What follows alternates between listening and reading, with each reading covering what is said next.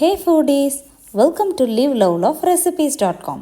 இன்றைக்கி நம்ம சேனலில் நம்ம பார்க்க போகிற ரெசிபி என்னென்னு பார்த்திங்கன்னா ஒரு சூப்பரான ஒரு one pot chicken white kurma எப்படி செய்கிறது அப்படின்றது தான். இந்த ரெசிபி சப்பாத்தி, இட்லி, தோசை, இடியாப்பம் இது எல்லாத்துக்குமே ரொம்ப சூப்பரான காம்பினேஷனாக இருக்கும். வாங்க இது எப்படி செய்யலான்றதை பார்க்கலாம். ஃபர்ஸ்ட் இந்த குருமா செய்கிறதுக்கு ஒரு விழுது அரைச்சிக்கலாம். அதுக்கு ஒரு மிக்சர் ஜாரில் ஒரு 1/4 மூடி அளவுக்கு துருவின தேங்காய் ஆட் பண்ணிக்கலாம். இது கூடவே ஒரு 1 டீஸ்பூன் அளவுக்கு சோம்பு ஆட் பண்ணிக்கலாம். இது கூடவே ஒரு 10-15 பெப்பர் கார்ன்ஸ் ஆட் பண்ணிக்கிட்டு ஒரு 1 டீஸ்பூன் அளவுக்கு வெள்ளை எள்ளும் ஒரு 1/2 டீஸ்பூன் அளவுக்கு கசகசாவும் ஆட் பண்ணிக்கலாம். மீடியம் சைஸ் வெங்காயத்தை ஒன்று நல்லா பொடியாக நறுக்கி ஆட் பண்ணிக்கலாம். அது கூடவே 5 பல்லு முந்திரி, 5 பாதாம் எல்லாமே ஆட் பண்ணிவிட்டு இது நல்லா தண்ணி ஊற்றி ஒரு விழுதாக அரைச்சி எடுத்துகிட்டு வந்துடலாம். இப்போது ஒரு ப்ரெஷர் குக்கரை ஹீட் பண்ணிவிட்டு தேவையான அளவுக்கு ஆயில் ஆட் பண்ணிக்கலாம்.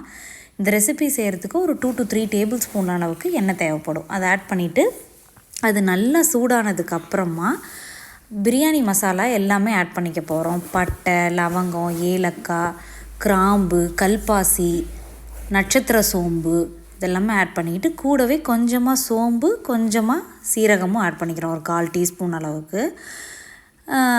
காரத்துக்கு தகுந்த மாதிரி வரமிளகாய், காரத்துக்கு தகுந்த மாதிரி பச்சை மிளகாவும் ஆட் பண்ணிக்கலாம்.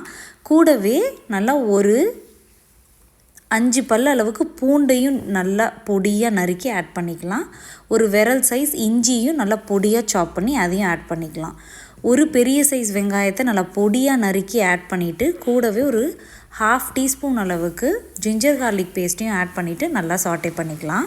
இப்போ இது கூடவே நம்ம சிக்கன் ஆட் பண்ணிக்க போகிறோம். இப்போ ஒரு 1/2 kg அளவுக்கு சிக்கனை ஆட் பண்ணிவிட்டு ஒரு 3 to 4 minutes medium to high ஃப்ளேமில் வச்சு நல்லா சாட்டே பண்ணலாம்.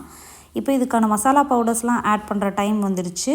மிளகாத்தூளை தவிர நம்ம மற்ற எல்லா பவுடர்ஸும் ஆட் பண்ண போகிறோம். ஒரு 1/4 டீஸ்பூன் அளவுக்கு மஞ்சள் தூள், ஒரு 2-2.5 டேபிள் ஸ்பூன் அளவுக்கு கொத்தமல்லி தூள், ஒரு 1/2 டீஸ்பூன் அளவுக்கு தனியாத்தூள், ஒரு 1 டீஸ்பூன் அளவுக்கு பெப்பர் பவுடர் இது எல்லாமே ஆட் பண்ண போகிறோம்.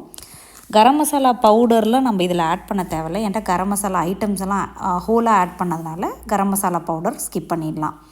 உங்களுக்கு காரத்துக்கு தேவையான அளவுக்கு மிளகாயை நீங்கள் முன்னாடியே ஆட் பண்ணிக்க வேண்டியதான். இதில் மிளகாய் தூள் நம்ம ஆட் பண்ண போகிறதில்ல.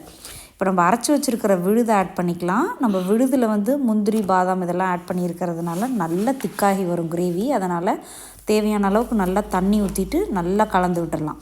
இப்போது இந்த ரெசிபிக்கு தேவையான அளவுக்கு உப்பையும் ஆட் பண்ணிக்கலாம். ஆட் பண்ணிவிட்டு இதில் நல்லா வாசனைக்காக புதினாவை ஆட் பண்ணிக்கலாம்.